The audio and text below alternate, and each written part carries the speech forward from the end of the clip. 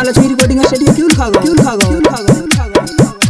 music director DJ Prabhunand जी प्रभुनंद जी प्रभुनंद जी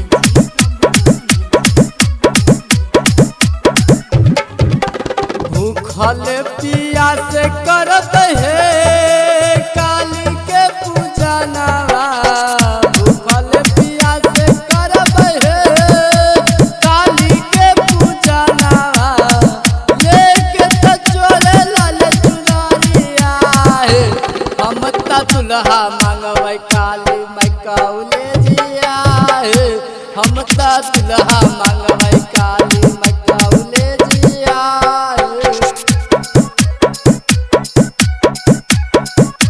म्यूजिक डायरेक्टर डीजे प्रभुनंद जी प्रभुनंद जी प्रभुनंद जी प्रभुनंद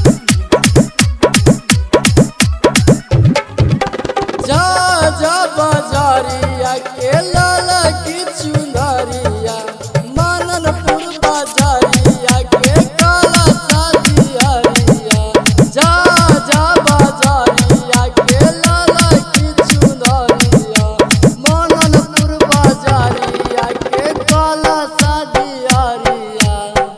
लेके त चोरे लाल चुनरिया है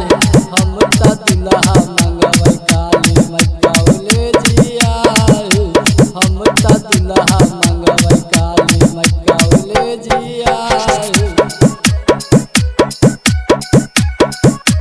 म्यूजिक डायरेक्टर डीजे प्रभुनंद जी प्रभुनंद जी प्रभुनंद जी प्रभुनंद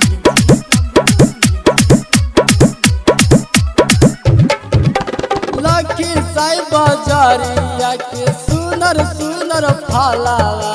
समेती बाजारिया के सुनर सुनर फुलावा लखी साई बाजारिया के सुनर सुनर फलावा समेती बाजारिया के सुनर सुनर फुलावा लेके त चोरे लाल चुनरिया है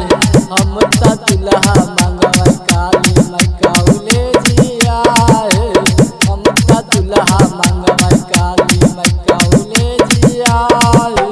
जय महालक्ष्मी रिकॉर्डिंग स्टूडियो क्यों खागो